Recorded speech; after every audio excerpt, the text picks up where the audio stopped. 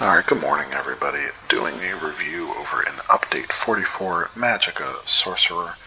Not quite meta for Sorcerer since they came out and buffed Magsorc a couple of patches ago, but for those of us who still like to use it, it is still very much viable. This gal is using a dual-wield, two-handed back bar setup.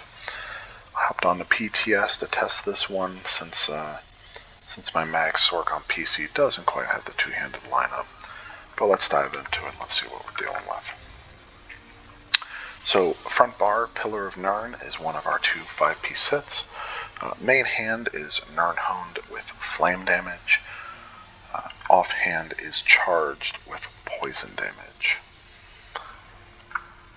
Backhand, that Magsorc's Perfected Greatsword infused with weapon damage, of course the standard for most DPS back bars. The update that they did to Magsorc's Greatsword to increase that direct damage attacks by up to 12% really does a number for a Magsorc using crystal fragments. It's also why it buffed Stamina Sorc so much, but just buffed them just a wee bit more. But that's okay. We love our Stam Sorcs. One-piece Slime Craw for extra crit chance. Not to mention our only source of penetration and crit ratings, weapon and spell crit ratings from the light armor passives, the only source. Divines with Max Magicka, of course. Majority of our body pieces are going to be Reliquins. I have Perfected on here.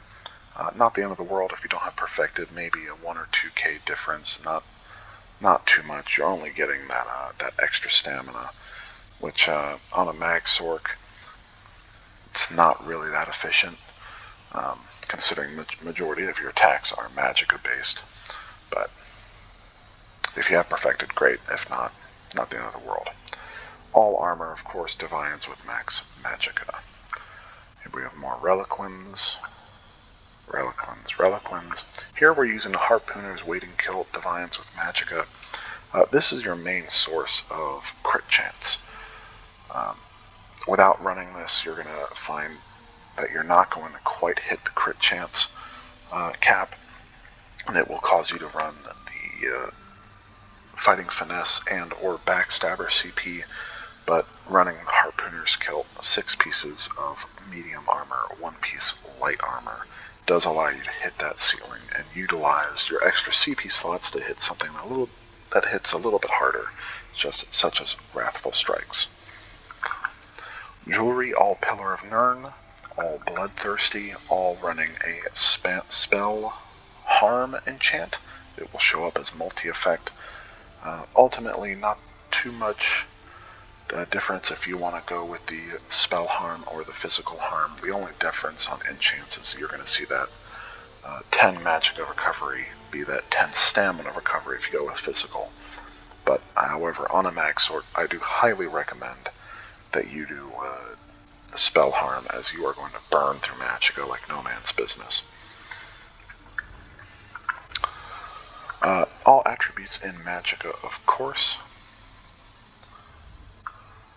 The boon is the Thief, as always, and I'm using the Ghastly Eyeball, excuse me, for that Magicka and Magicka recovery. I did try the Tomato Chutney for Max Magicka since I'm on High Elf and I'm on a Sorcerer, and I was like, well, I think I'll have the Magicka recovery for it. I did not. With how much Magicka you burn with this build, you're going to want to run the Ghastly Eyeball. If you can make it work on your tune, hey, more power to you. You're going to hit a little bit harder. Since Sorc is so biased on the Magicka cap line, the higher your Magicka, the more you're going to hit on a Magsorc. But I'm hitting 34k right now without attacking the boss, so I think that's a pretty good number for myself.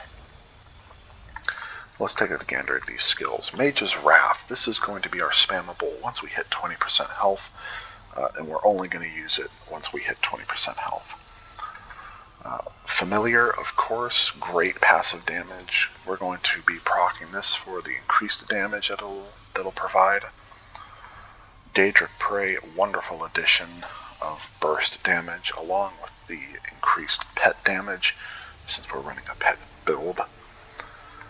Crystal fragments are main spammable, not to mention that 33% chance to heavily increase the amount of damage this does just goes well above the board. The Twilight Tormentor, again, passive damage, extremely passive damage. We're only going to hit this once before we start parsing. It's not worth hitting again throughout the entirety of the fight, and that includes in content. Summon Charged Atronach, our main ultimate. This got buffed a little while ago to provide that concussion status effect when they did a rework on all the other effects. Not to mention the source of major berserk for your group. Sorc tanks run this, Sorc healers run it. It's just that major berserk just goes far in content. Barbed Trap, one hell of a dot, our main source of minor force on this build. Here we have the familiar again. Hurricane, great passive damage. I like this in content as well because of the major resolve. Really helps when you're pushing those vet fights. And you're running with 19, 20k health anyway. Stampede, our source of weapon damage from your enchant, from your back bar greatsword, not to mention the main procer of the Maelstrom sword to increase our direct damage. The Tormentor, of course, and Overload. You are more than welcome to morph this. I don't find it necessary. We're only having it here for that Sorc passive that increases damage based off the number of sorcerer skills you have on your bar. It does do more than the Fighter's Guild, and it does stack along all your other Sorc skills on your bar. Alright, let's see. Champion points. Exploiter, Master at Arms, Deadly Aim, and Wrathful Strikes. Again, if you're not using the particular number of armor pieces and or the kilt, you're going to see that you're not going to be able to run something like Wrathful Strikes. You're going to need to run Backstabber or Fighting Finesse in content, and that's a DPS loss. Now let's see here. Like I said, I did try Garlic Chutney. Didn't work that well. I'm just using the standard Crown Store Spell Power Pot. You're going to need it. The build needs it for the major sorcerer and prophecy, and you're going to need that Magicka. Alright, so let's get into this fight. So the rotation is pretty simple on a Sorc. You're going to start on your back bar. You're going to cast your Tormentor, your Volatile Familiar, Hurricane. You're going to walk up, hit that Barb Trap, Stampede, Daedric Prey, and you're in the thick of things. So let's see such. Potion, Tormentor, Familiar, Hurricane, Walk, Barbed, Stampede, Daedric, Ultimate, and you're running the show. Now, a good thing to note is that when your Crystal Frag procs purple, meaning that increased damage, that becomes the 100% priority over any other skill, including Daedric Prey, Familiar, and your back bars, just because you're not going to get that chance of that damage again. You want to take it when you have it.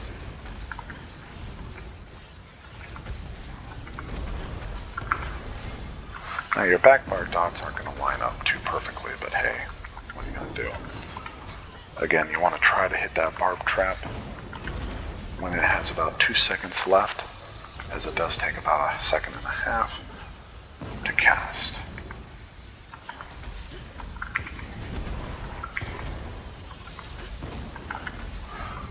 Daedric Prey, you always want to make sure you give it time to explode that second time. If you don't, it will be a DPS loss.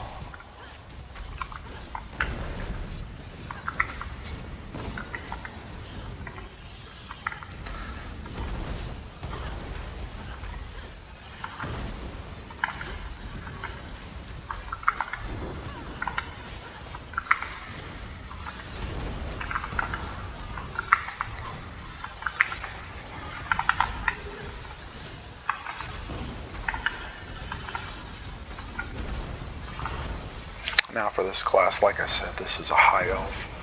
Normally pretty great for Magsorcs. I'm sure Dark Elf will do a little better, but I think they're pretty interchangeable. I have not tested it, but I know Dark Elf is better for a stamina Sorc. But I seem to be doing just fine.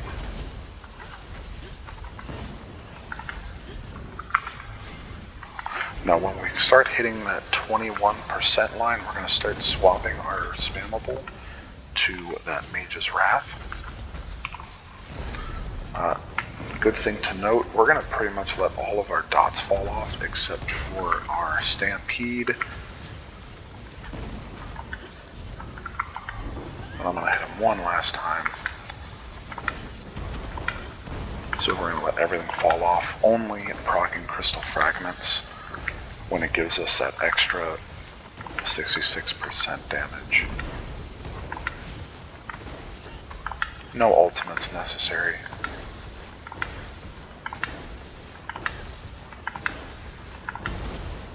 Getting pretty unlucky with the crit chances here.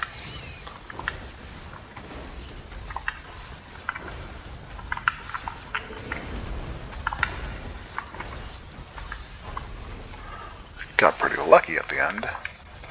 And that gave us about a 114.8. Pretty darn good, everything considered. I'm very happy with this number.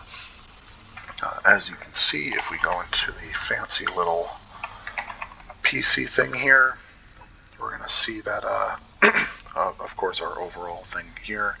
But most importantly, you are hitting that 127 crit damage cap, meaning that is the sweet number that you're at. Looks like I actually did hit 115 compared to what it showed me in-game. But again, Pillar of Nirn, Magsorc's Greatsword, One Piece Slime Crawl, Harpooners, and Reliquins does extremely well. I am very happy with this build.